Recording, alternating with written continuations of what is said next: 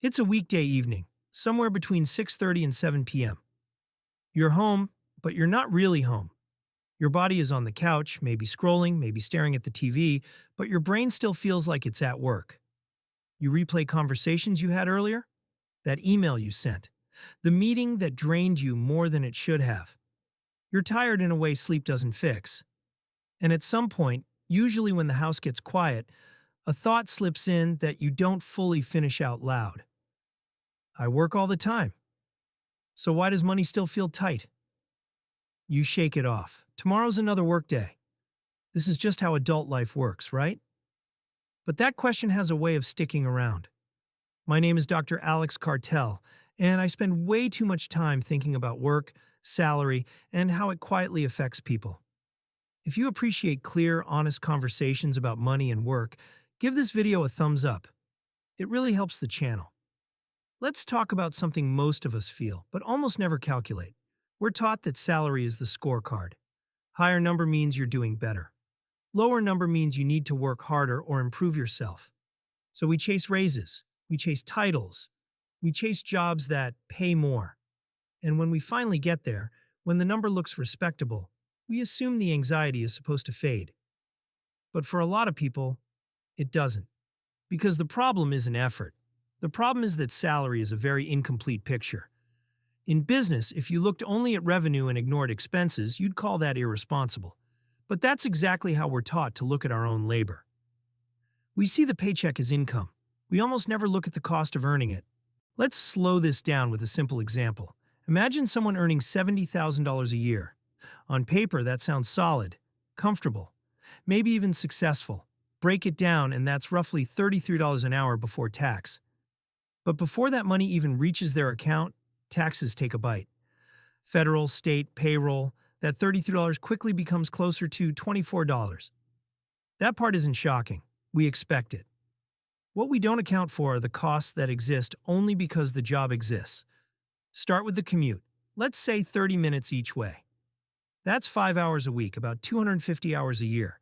Gas, maintenance, insurance, transit passes. Even conservatively, that can be $3,000 to $5,000 a year. Then there's appearance. Clothes you wouldn't buy otherwise. Shoes, haircuts timed around work, dry cleaning.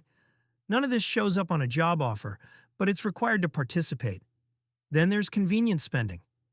Because when you're gone all day, energy becomes scarce. You buy lunch instead of cooking. You grab coffee because you're exhausted. You order food because thinking feels harder than spending. $5 here, $15 there. $45 on a Friday night because you earned it. Those aren't random expenses. They're job-related costs disguised as lifestyle choices.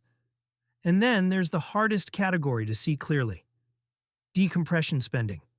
The money you spend to numb the stress of work. The drinks, the impulse shopping. The weekend getaways you book not out of joy but relief. This isn't about judgment. It's about honesty. When you add these costs together, that $70,000 salary might function more like $40,000. But we're still missing half the equation. Because wages aren't just money. They're money divided by time, and we drastically underestimate the time. A 40-hour work week is mostly fiction. There's the hour getting ready in the morning. The commute. The unpaid lunch where you can't actually rest. The drive home. The mental unloading when you get back. The quiet anxiety that follows you into the evening. Suddenly, that job isn't taking 40 hours. It's taking 55 or 60. Now take that $40,000 of real income and divide it by nearly 3,000 hours a year. That $33 an hour quietly becomes $13 or $10. Sometimes less, not because you're underpaid, but because you're absorbing the costs personally. This is the work scam. Not that work exists, but that we're trained to evaluate it using only one number. Salary looks like stability, but dependency is hiding underneath. And here's the turning point most people miss. The goal isn't to make more money at any cost. The goal is to improve your margin. In business, profit matters more than revenue. In life, freedom matters more than salary. When you understand your real hourly wage, your behavior changes. A $100 purchase stops being just $100. It becomes 4 hours of your life. 5, 10 hours spent commuting, sitting in meetings, managing stress. You start asking different questions. Is this worth the time it costs me to earn it? Is this improving my life or just helping me recover from it? This is why promotions can be deceptive. You earn more, but your costs explode. Longer hours, more stress, higher expectations, more spending to cope. Your income rises, but your margin shrinks. You're processing more money through your life, but keeping less of it. So what do you actually do with this information? Not quit your job. Not chase hustle fantasies. You optimize. You treat your labor like a business. You look for ways to reduce costs before increasing revenue.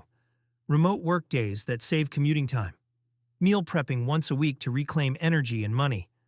Lowering fixed expenses that quietly trap you. Every dollar you don't spend supporting work is a dollar that buys freedom. Every hour you reclaim is margin. This is subtle, unsexy, but powerful. If you earn $50,000, spend $25,000, and work 35 hours a week, you're winning. If you earn $100,000, spend $95,000, and work 80 hours a week, you're barely breaking even. One life has space. The other has pressure. If you've ever felt tired despite doing everything right, you're not broken. You're responding logically to a system that values output more than sustainability. Once you see the math, the guilt fades, and in its place comes something quieter. Agency. You don't need perfection. You need awareness. Salary isn't the enemy. But believing it tells the whole story? That's the illusion. And once you see it, you don't panic. You start choosing more carefully. And that's where real freedom begins.